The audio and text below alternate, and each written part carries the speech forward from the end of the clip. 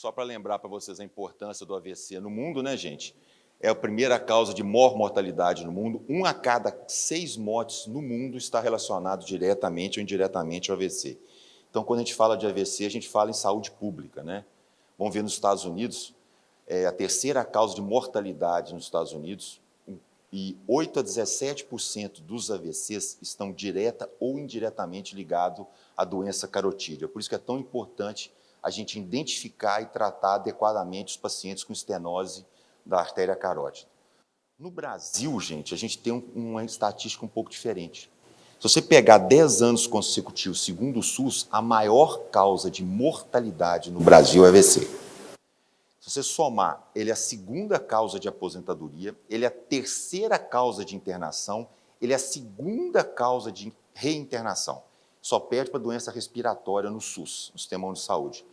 E o Brasil é o país na América Latina que proporcionalmente mais tem AVC. Então, a gente tem alguma coisa genética ou alguma coisa relacionada a tratamento que nós temos que melhorar. Por isso, nós estamos aqui para tentar ajudar isso.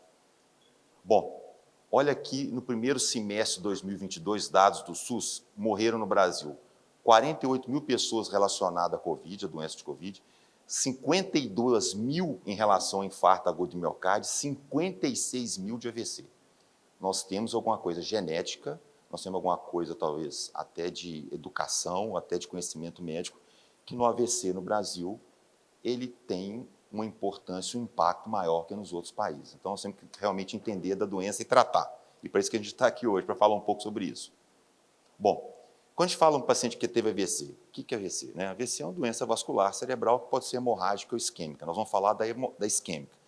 Se vocês verem, olha só, que 17% dos AVCs eles são relacionados à doença de carotídea, mas 35% dos AVCs são relacionados a doenças cardíacas. Então, significa o quê? Que você pode ter um paciente com lesão de carótida grave, ele tem um AVC, ele chega no hospital, você acha que a lesão é de carótida, mas, na verdade, o AVC é de origem embólica cardíaca.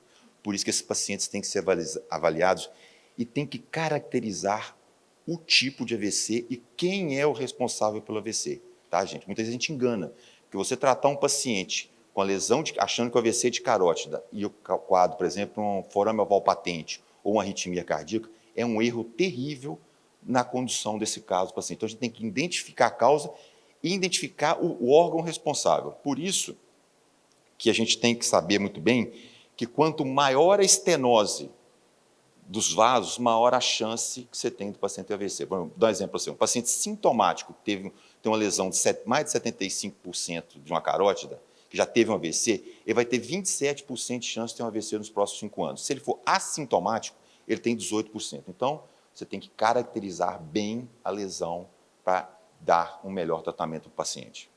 Bom, isso aqui é a classificação que a gente usa para dar o grau de estenose da carótida. A gente usa o NASCET, que é o americano, que ele tende a diminuir um pouco em relação ao padrão SST, que é europeu. Por exemplo, uma lesão de 60% no NASCET é 80% no europeu. A gente prefere o NASCET, tá bom? E é o que a gente usa hoje, é o mais usado no mundo inteiro. Tanto que vocês podem ter duas coisas. O que é lesão de carótida? Lesão de carótida é uma doença... Aqui eu vi que tem muito cardiologista, muito clínico, que sabe muito bem disso, é muito igual da coronária. É uma doença inflamatória, normalmente progressiva. E por que a carótida tem tanta estenose? Por conta daquele formato que vocês veem ali. O bulbo carotídeo, ele dilata.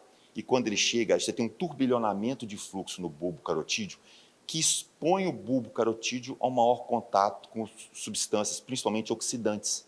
Então, por isso que a carótida é um local muito propenso à lesão. E outra coisa, é identificado porque é causa de AVC, né? E o AVC chama muita atenção. Bom, isso, para mim, é o melhor desenho de quando a gente vai falar de doença aterosclerótica. Desculpa. Esse é o melhor exemplo de imagem para falar de doença aterosclerótica. Quando a gente acha uma lesão, a lesão de carótida, você está vendo, ele é 10% da doença, né, gente? O que está embaixo é muito maior, que você não está vendo. Por isso que o tratamento clínico optimizado de pacientes com doença aterosclerótica, de carótida, de coronária, de membros inferiores de aorta é tão importante. Sempre que você diagnosticar um paciente, lembre que o que você está vendo tem coisas muito maiores por trás disso, né? Principalmente em carótida. Bom, então isso aqui é para chamar a atenção que quando você vê uma lesão de carótida, que você não foque só na carótida. que você tem que focar? Lesão de carótida e lesão de cérebro. Você tem que focar em cérebro, né? Você tem que focar nos vasos também, na carótida, dos vasos cervicais e intracranianos. Você tem que focar no coração e você tem que focar nos membros inferiores. O paciente aterosclerótico ele é um todo, né? A carótida é só um pedaço de um todo. Então, quando você vai avaliar um paciente aterosclerótico, leva tudo em consideração. O maior equívoco, o maior erro que a gente vê todo dia é, estou falando da minha área, tá, gente? O paciente chega com lesão de carótida, você esquece do resto. Não, não. Porque o paciente com doença de carótida, ele morre de infarto agudo do miocárdio. A gente brinca que o AVC traz sofrimento, o coração traz morte e a perna traz dor. Então, é tudo ruim, né, gente? Então, nós temos que olhar o paciente como um todo. Qual que é a pergunta que mais me faz um clínico assim? Tá, chega um paciente no meu consultório. Como que eu vou fazer um screening? Ele é assintomático. Eu vou olhar todo mundo que tem lesão de carótida? Não, não é assim. Se você for ver agora a recomendação do Task Force americano, que foi publicada agora no JAMA em 2022, 2020, foi novamente agora em 2020, desde 2014, ele fala que você não tem que fazer screening em ninguém. Ninguém assintomático tem que fazer screening de carótida. Bom, a visão deles não está errada, eu vou explicar por quê. Porque ele vê o seguinte, que ele fala que para ter valor no screening tem que ter 20% positivo. Então, se você pegar uma população geral, não vai ter 20% de lesão de carótida grave. Então, realmente não tem que fazer. Se você for olhar, no geral, sim. Mas será que a gente tem que olhar desse jeito? Vocês que têm consultório sabem que é muito triste. O paciente vai em você, aí você não faz um screening, tá certo. Aí vai em outro, resolve fazer um duplex de carótida, tem uma lesão. O paciente fica chateado com você, mesmo que você não tenha nem indicação. Então, a gente tem que saber qual paciente tem indicação. Não é a população geral, não. Então, vamos ver o que a gente acha de geral. Não é todo mundo que você vai procurar. Quem que você vai procurar? Segundo a Sociedade Europeia, não tem que procurar em todo mundo, mas quem que você tem que procurar? Em pacientes que têm 2 fatores de risco. Pacientes têm 2 fatores de risco, você tem que fazer pesquisa de lesão de carótida. A pesquisa de lesão de carótida, gente, não é para indicar cirurgia, é outro erro. A pessoa acha, eu vou pesquisar para... Não. Você vai pesquisar a lesão de carótida para optimizar tratamento. É isso que você vai fazer. Não existe pesquisa de carótida em paciente assintomático para indicar cirurgia. Caso dentro desses pacientes que tem uma pequena proporção vai ser indicado cirurgia, deixar isso bem claro. Tanto que a tendência hoje no mundo é não operar pacientes assintomáticos, tá bom? Mas os que têm indicação, têm muita indicação. Bom, a sociedade americana, ela publicou agora em 2021, né, que na verdade ela só continuou, ela dá outro esquema de indicação. Ela fala que esses pacientes que estão aqui, que vocês estão vendo, eles têm indicação de screening. São pacientes com mais de 55 anos que têm 2 ou 3 fatores de risco. Aí você vai me perguntar assim, mas chega no meu consultório, Alexandre, o paciente tem um sopro de carótida. Eu tenho que pesquisar lesão de carótida? Vou falar uma coisa para vocês. Os trabalhos falam que não.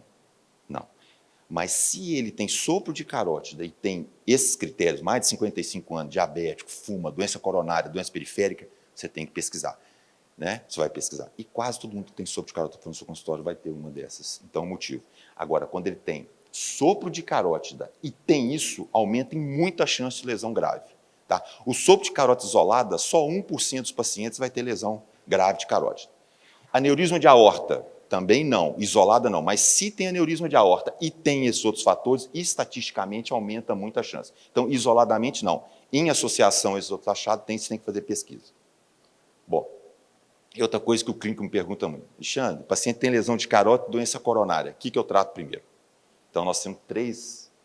Primeira coisa, se ele for sintomático, ele tem uma lesão de carótida sintomática e tem uma lesão de coronária sintomática ou não, se a lesão for grave, normalmente você vai tratar a carótida primeiro. Ou vai tratar ao mesmo tempo carótida e coração. Tá? Se ele for assintomático e tiver uma oclusão de carótida ou uma lesão grave, você vai tratar a carótida primeiro ou vai tratar a carótida do coração primeiro. E se ele estiver tomando dupla de agregação plaquetária, o que você vai fazer? Você vai sentar todo mundo discutir. O que a gente tem feito com esse paciente de maneira muito prática? Em vez de mandar os pacientes para a cirurgia aberta, a gente chama o meu dinamicista, conversa com ele e substitui a cirurgia aberta por angioplastia coronária, que aí você resolve tudo. Aí não tem problema nenhum. Tá? O paciente que tem uma doença de carótida ou de coronária, que vai ser submetido a tratamento, qualquer uma das duas pode ser feita.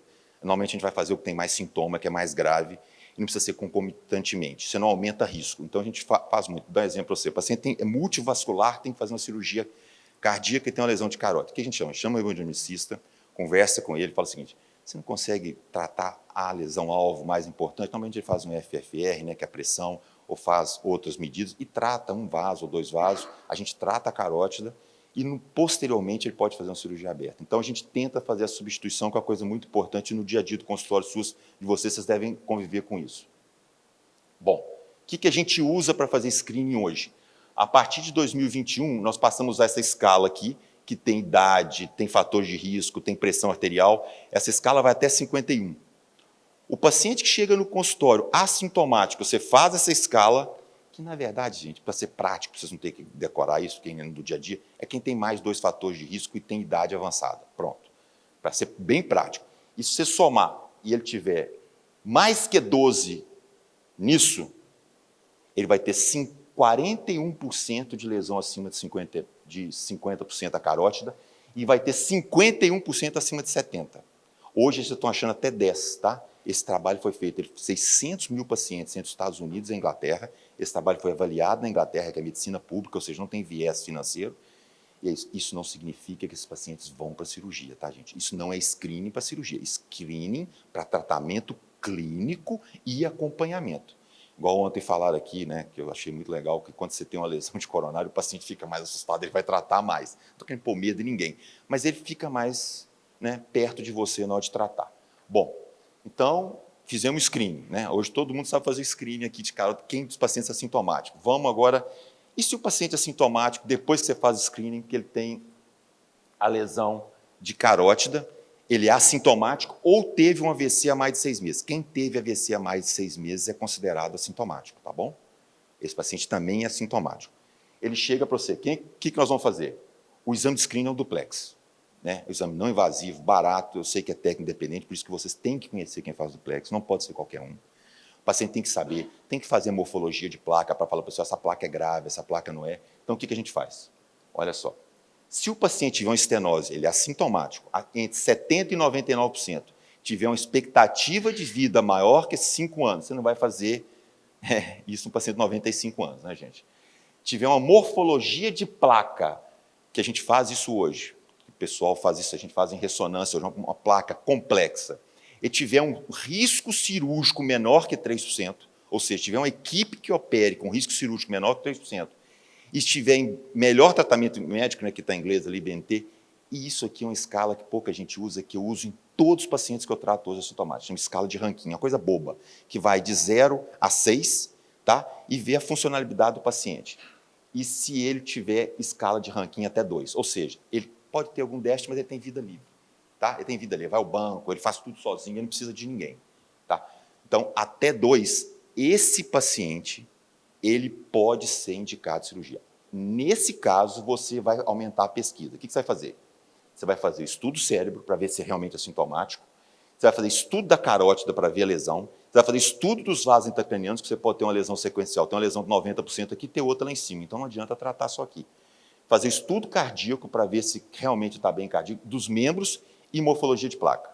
Se esse paciente passar nisso tudo, ele pode ser um paciente com indicação cirúrgica, desde que o serviço, gente, tenha menos de 3% de complicação.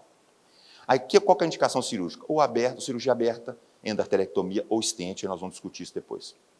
Aí você fala assim comigo, Alexandre, e o paciente que chega no hospital agudo em AVC? Esse é outro tipo de paciente.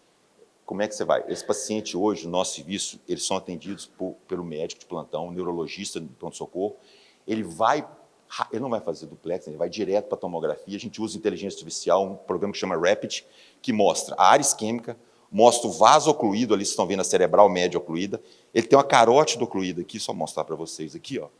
Ele tem uma carótida subocluída aqui, e ele tem aqui, o rosa é a área isquêmica e o verde é a área que vai se tornar isquêmica. Então, nós vamos salvar aquela área em verde. O paciente chegou no hospital agudo, eu não sei se ele tem lesão de carótida não, tá? Ele chegou em AVC agudo. No exame vai mostrar a lesão de carótida, tá bom? Que também pode ser um êmbolo do coração, mas nesse caso, especificamente, é uma lesão de carótida. O Rapid toca no telefone da gente, essa noite tocou a noite inteira para mim aqui, avisa, a gente vai para o hospital, a equipe já está lá e a gente tem um tempo, né? A gente tem várias características para fazer e o que a gente faz? Nesse caso, vou mostrar para vocês. Leva o paciente para a hemodinâmica, aqui tem hemodinâmica em Sinop, ainda bem para vocês. Estão vendo que tem um trombo na carótida e a oclusão da carótida interna. A gente foi com um catéter balão, parou e aspirou aquele coágulo que está ali.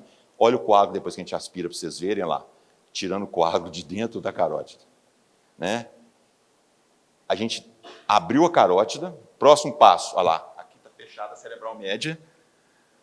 A gente foi com um stent, olha lá, isso é um stent retrator do trombo, tirou o trombo, mostrar para vocês, esse é o trombo que sai agarrado no stent, isso é o vaso depois aberto.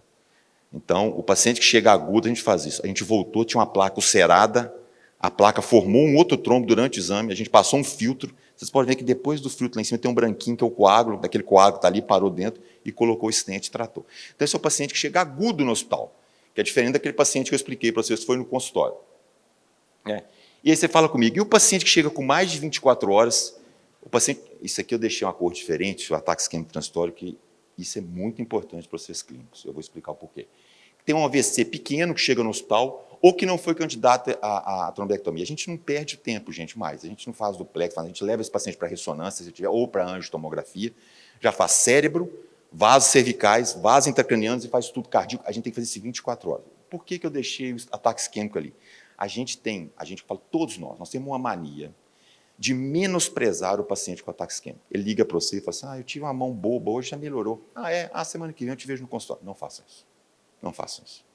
Isso é o maior erro no tratamento. O paciente com ataque isquêmico transitório é o paciente que mais nos avisa que ele vai ter um AVC grave. Tanto que eu não chamo mais de AVC. Quando eu dou aula para os residentes, eu falo assim, não chama AVC, chama PVC, prevenível vascular cerebral, não acidente. Porque a maioria dos pacientes tem um ataque isquêmico transitório antes, que é menosprezado, ou pelo paciente ou pelo médico. Normalmente pelo paciente, né? Então, o paciente avisou para você. Outra coisa importante, olho. Ele fala assim, tive uma alteração do olho, é a segunda causa, além de perda de força, é alteração visual. Leve esse paciente para o hospital, faça um screening dele, cerebral, de vaso, cardíaco, e se não der nada no eco transtorácico, façam um eco transesofágico. Eu tive um tio agora em Belo Horizonte que teve 2 ataques isquêmicos transitórios, chegava no hospital lá, fazia um transtorato, nada.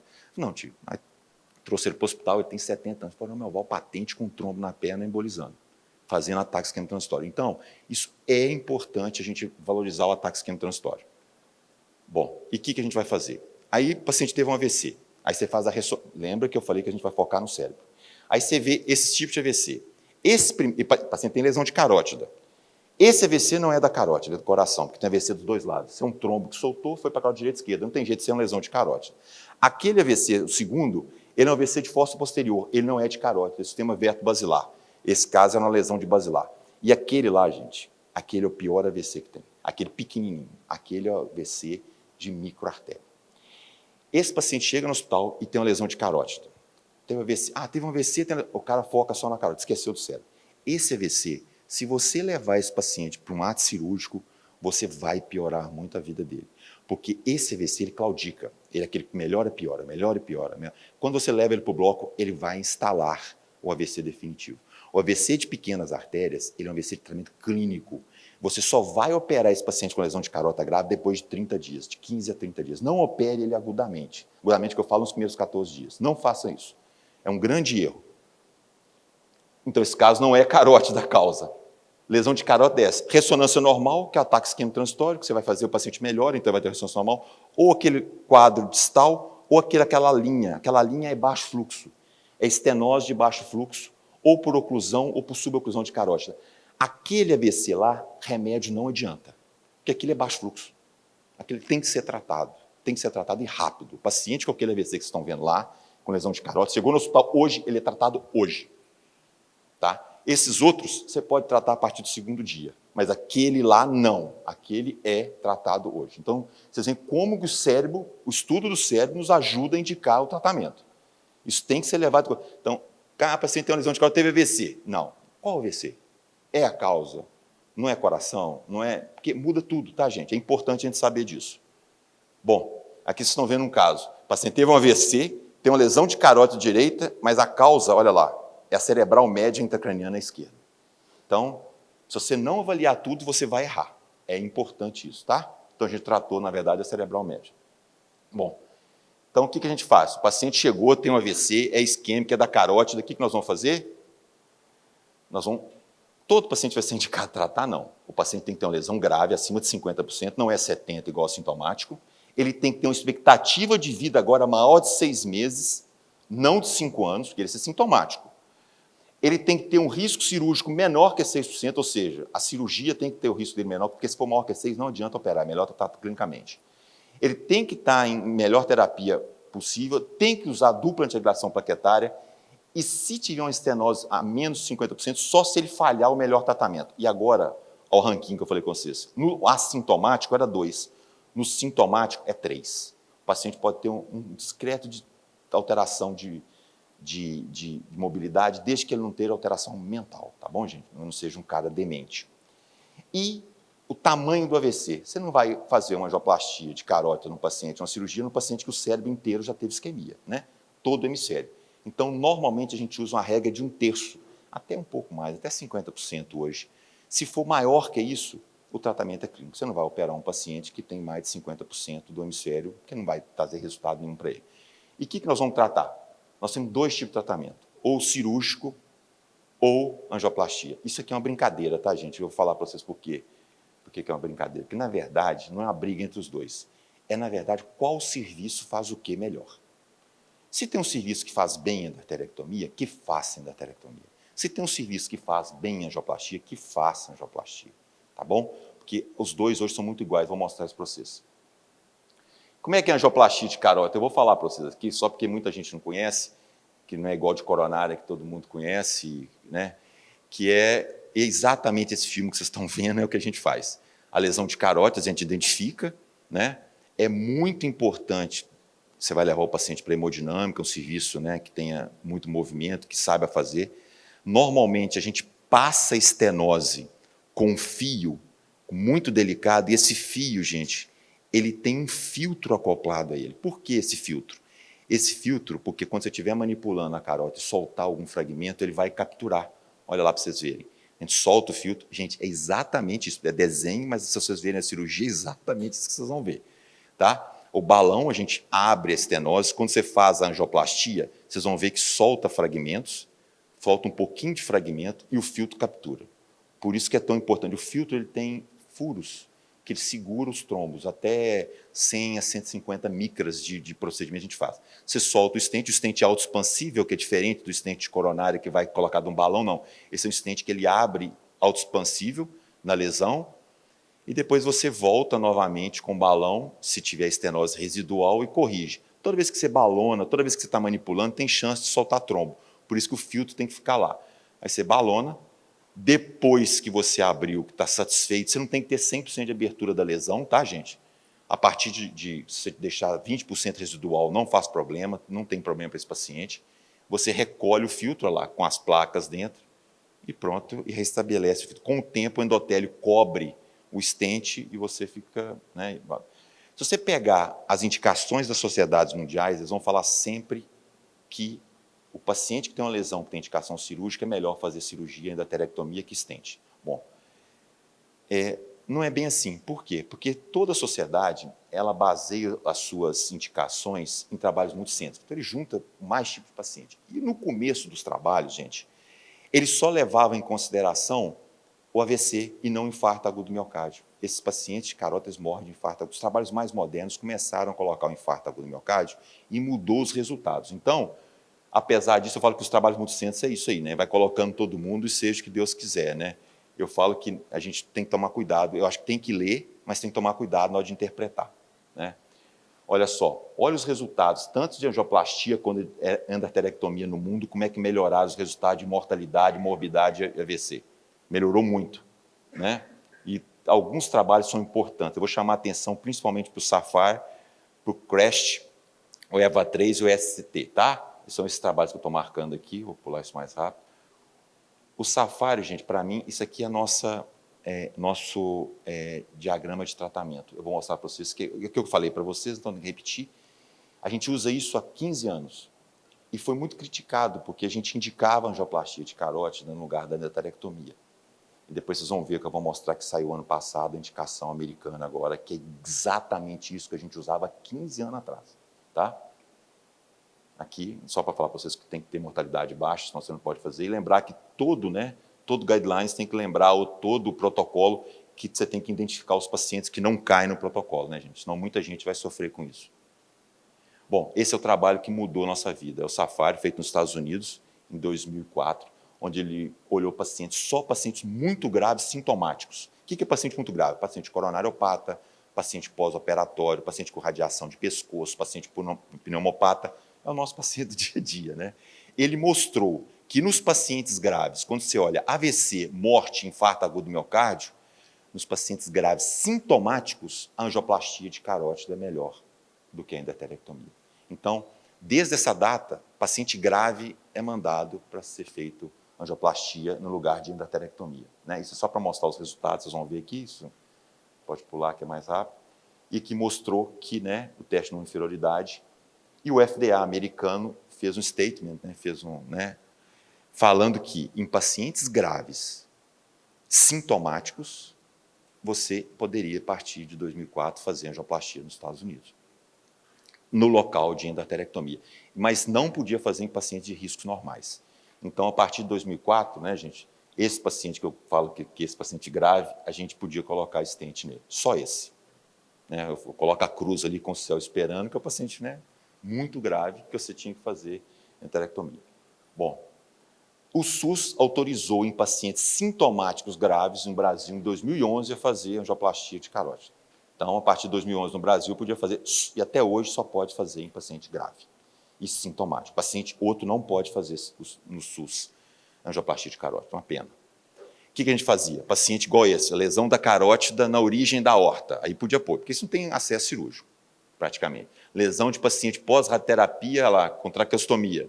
Esse é o caso, a gente colocou uma lesão extensa, stent de fora a fora na carótida. Paciente pós-operatório, a carótida aqui, esse fio é a carótida, vocês estão vendo de cá, e depois de colocar o stent. Esse paciente podia, ou o paciente tinha uma carótida ocluída e a outra com lesão grave. É os pacientes que a gente podia tratar.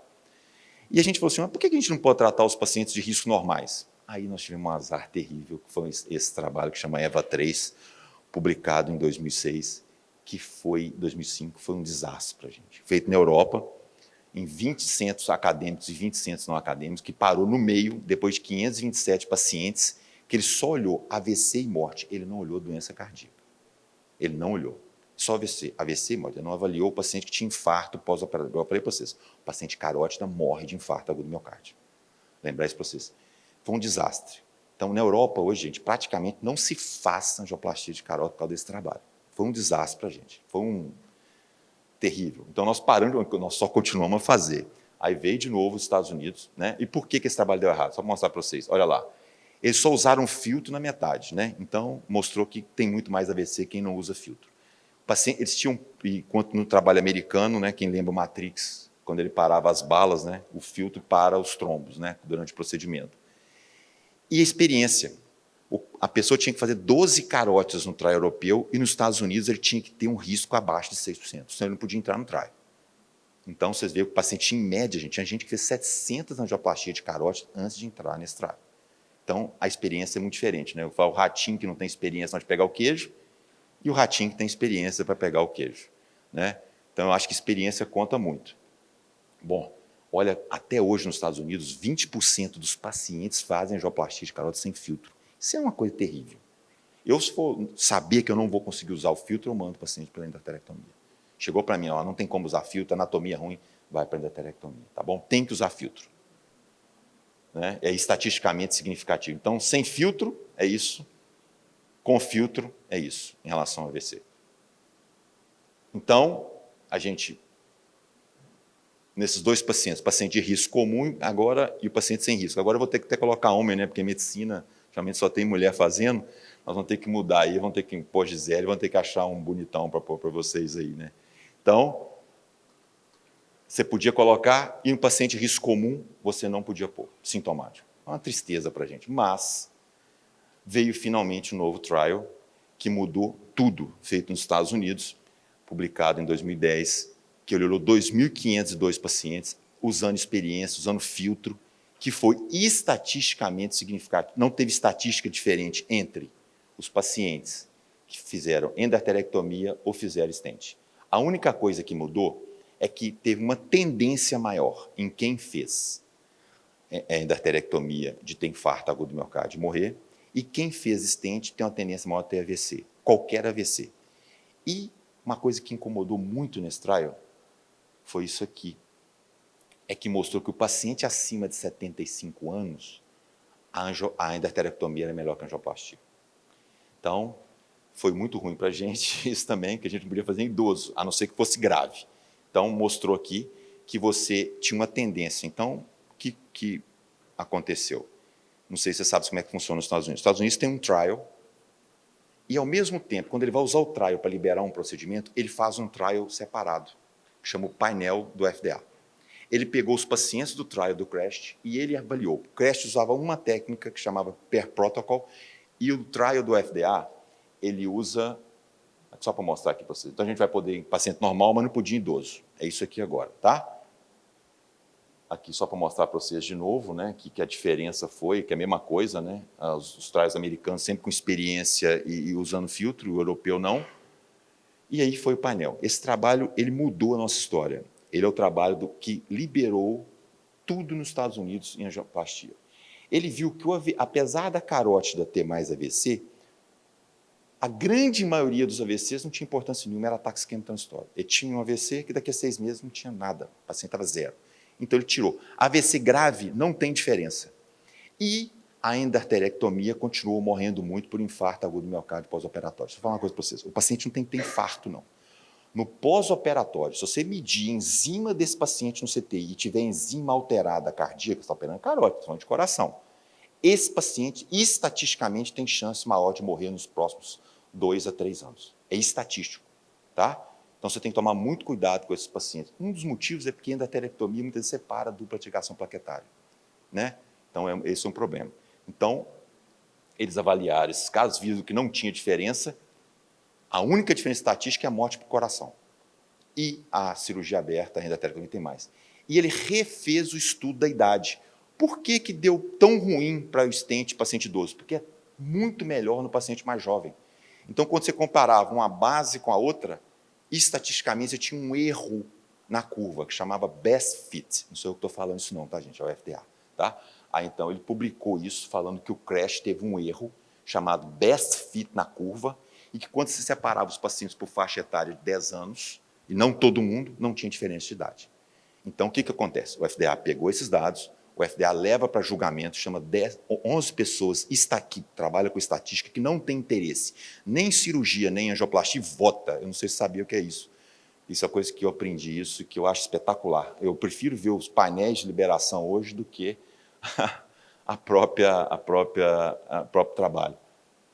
E 11 pessoas votam, e eles votaram se é seguro, eles falaram que é, se é razoável e efetivo, falaram que é, e se os benefícios são superiores aos riscos, sim. Então, em 2011, o FDA liberou angioplastia para carótida nos Estados Unidos em todos os pacientes. Aí você fala assim comigo, mas liberou, mas por que ainda tem nos Estados Unidos mais cirurgia aberta do que angioplastia? Porque é o seguinte, o FDA libera o procedimento, mas quem libera o pagamento, e a gente sabe que o pagamento é importante, é outro órgão, tá? É o CME. 2 semanas atrás, o CME liberou todos os pagamentos para pacientes de todos os tipos de angioplastia. Nós vamos ter um boom de angioplastia de carótida nos próximos anos nos Estados Unidos. Já está tendo, eu vou mostrar para vocês.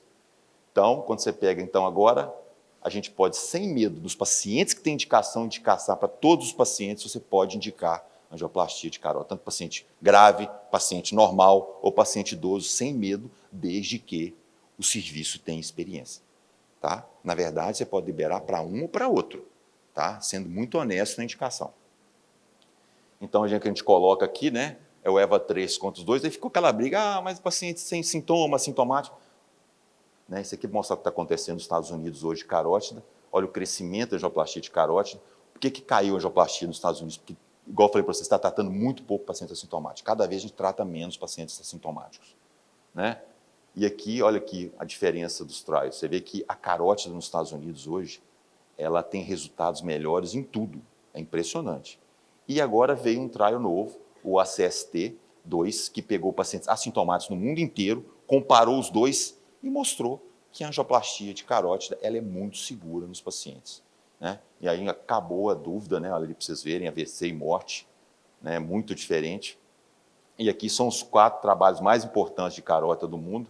Vocês estão vendo aqui que a experiência e o uso de filtro muda muito o resultado, né? É claro que indicação também, né? Então, vocês veem que é diferente. Então, hoje, é isso que a gente tem, né? Isso assim, brincando, né, gente? Porque, na verdade, igual eu falei para vocês, os serviços que têm experiência podem fazer os dois muito bem feitos. Então, isso hoje você pode tratar um paciente de 80 anos, sem nenhum problema, com lesão, com anatomia desfavorável ou não, olha lá, tem um AVC, está vendo ali, vocês estão vendo, uma lesão de carota esquerda, né? As vertebrais normais, coração normal, tudo bem, né? Intracraniano normal, a gente vai e coloca um stent ali na lesão, olha lá para vocês verem. E hoje você pode fazer sem nenhum problema. Hoje, agora, acabou de sair, em 2002, no JACC, a indicação americana para tratamento, que era igualzinha àquela que a gente já usava há 15 anos atrás, que eu mostrei para vocês. Então, a gente está muito tranquilo em indicar angioplastia de carótida hoje. É o mesmo trial. A gente é até mais criterioso, porque a gente usa expectativa de vida, eles não usam expectativa de vida. E a gente faz algumas coisas tipo near occlusion, que é o paciente com suboclusão de carótida e que tem uma carótida fina, até intracraniana, a gente não trata mais. A gente não precisa tratar esse paciente, a gente sabe disso hoje. Chama near occlusion, e no inglês a gente chama string sign. O que é string sign? Está como se fosse uma fita. É um vaso muito fininho, que antigamente, por instante, a gente não faz isso mais. Então, a gente tira esse paciente, né, e com baixa negócio. Bom, isso aqui que eu vou falar para você, evolução do homem, né, gente? A gente acha que a evolução do homem é essa, o Homo sapiens seria a nossa última. Eu falo que nós temos uma evolução nova agora, que é o Homo stent. É muito difícil a gente passar na vida hoje sem ganhar algum stent, alguma prótese cerebral, alguma válvula cardíaca, vai ser difícil. O cara que passar vai ter que colocar na lápide, esse passou pela vida sem ganhar uma prótese. Vai ser raro, tá, gente? Muito raro. Agradecer a vocês, espero que tenha sido esclarecedor, viu? Muito obrigado a todos.